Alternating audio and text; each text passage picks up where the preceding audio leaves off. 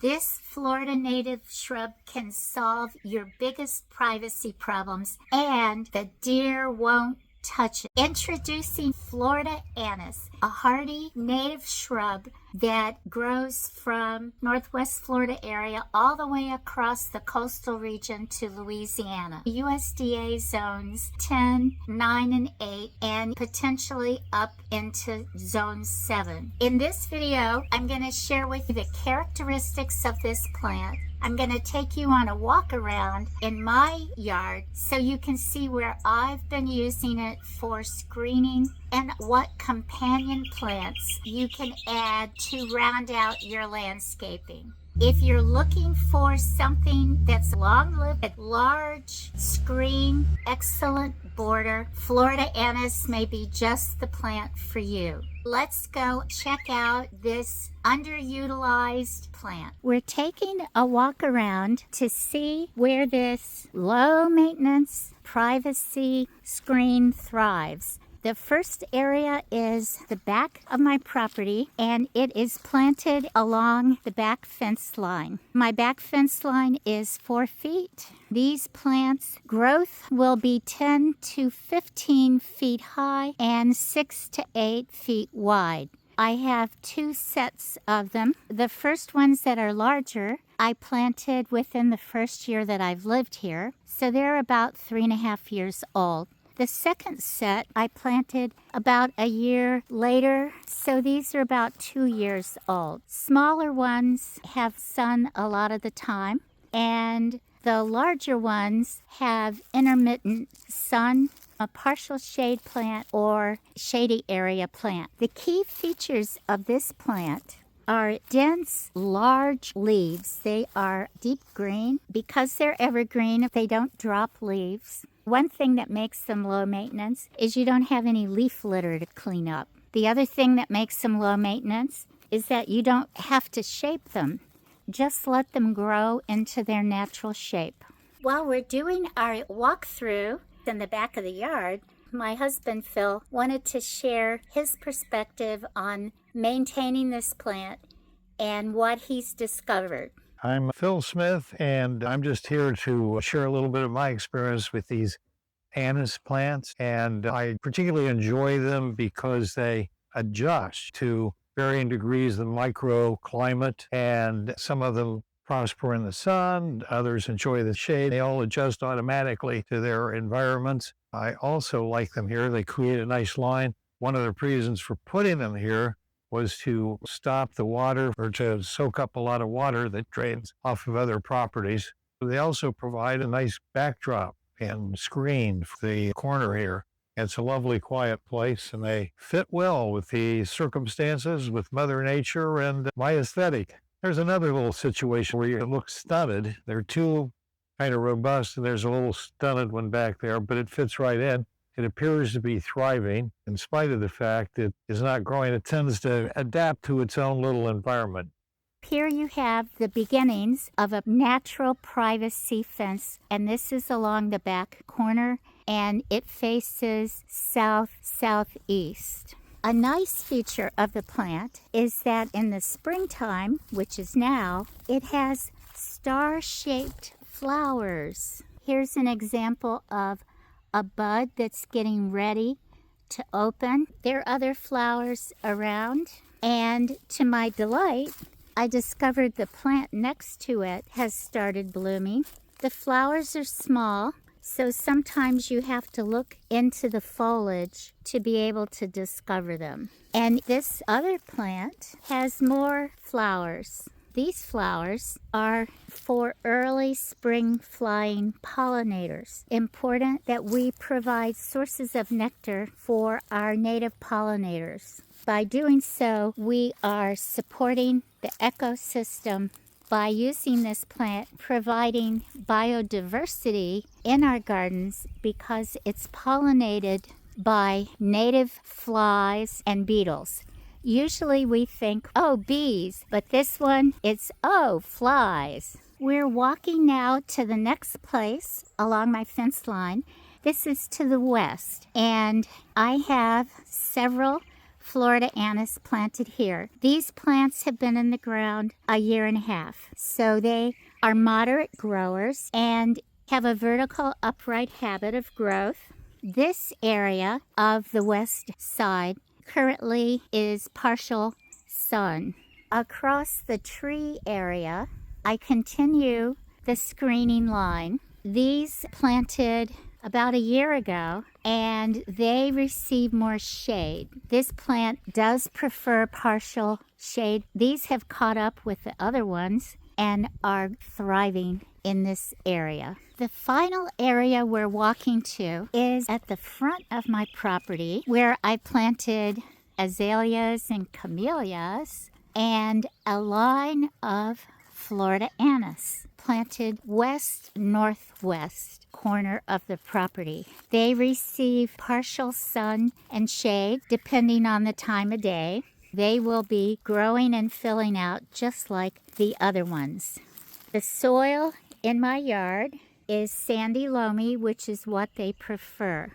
I had a soil test when I first moved in. From my soil test, a pH of 6.2. Their preferred pH range is 5.5 acidic to 6.5, which is slightly acidic, almost neutral. They will tolerate a pH of 7. The water requirements for this plant, they like it moist. They'll thrive in hammocks and on banks and near streams, but they will tolerate a harsher condition, which I would say my yard would qualify as that. I'm not next to a body of water. What you need to consider is during periods of extended drought, you will need to water. This year we've had 6 weeks of no water, and we watered deeply all of the plants that I've just shown you. We made sure they got an inch of water every week.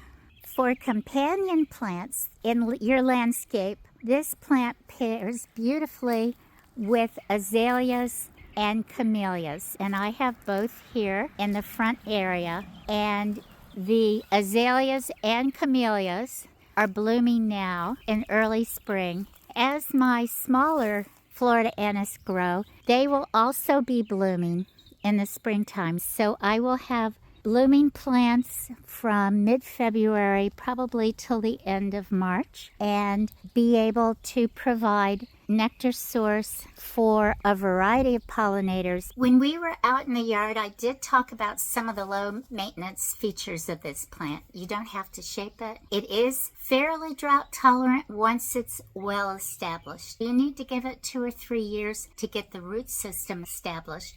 During semi-drought times, extended periods of no rain, you need to water it deeply at least once a week. As far as other key feature that really makes it low maintenance is that it is virtually pest and disease free. So no spraying, no worrying about black spot like you can have on azaleas and other plants.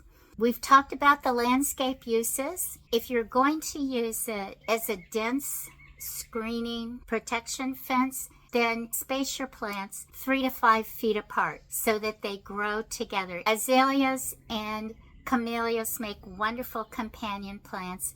Another native plant that you could consider is a firebush. The advantage for the azaleas and camellias is that they're evergreen. The firebush is wonderful for summer blooming when the anise, the camellia, and the azalea are no longer blooming. And it's a big pollinator and hummingbird attractor. In the North Florida, it's going to die back, and probably in April it'll come out, so you'll have summer color and blooms from mid to late spring all the way to the first frost in the fall. It provides a nice continuum in terms of companion plants.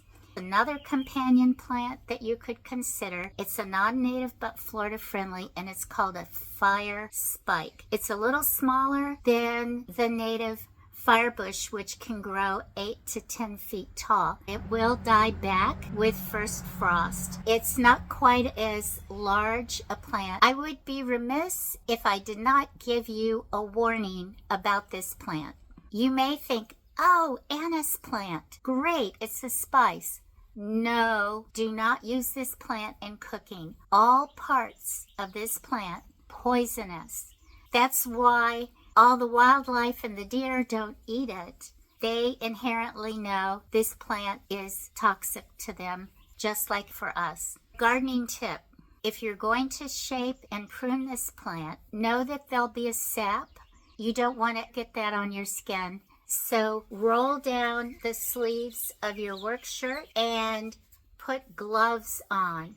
Best to plant along a fence line as a border or in the distance if you have a hammock area on your property or kind of a foresty area. You do not want to plant it up by your house. In case you have family or friends with young children and pets who come, you don't want the children to go out, play with the leaves, try to pluck a flower off and suck a little honey. Interestingly, this plant got named Anise because when you crush the leaves, it gives off a strong licorice scent. It is not a culinary herb.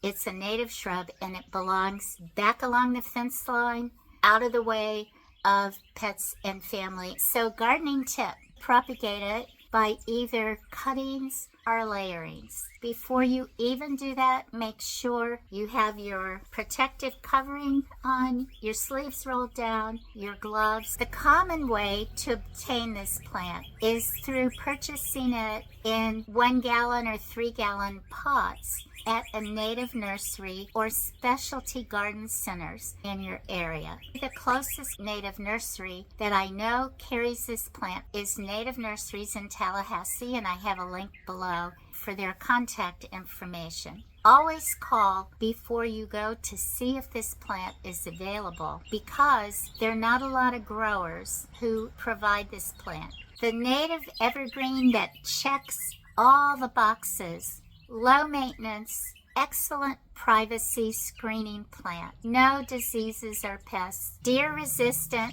and supports local pollinators. Don't let this underutilized gem of a native plant stay hidden. Consider adding Florida anise to your garden. Want more native plant tips? Subscribe, Garden Yay, and let's grow something amazing together. See you again soon.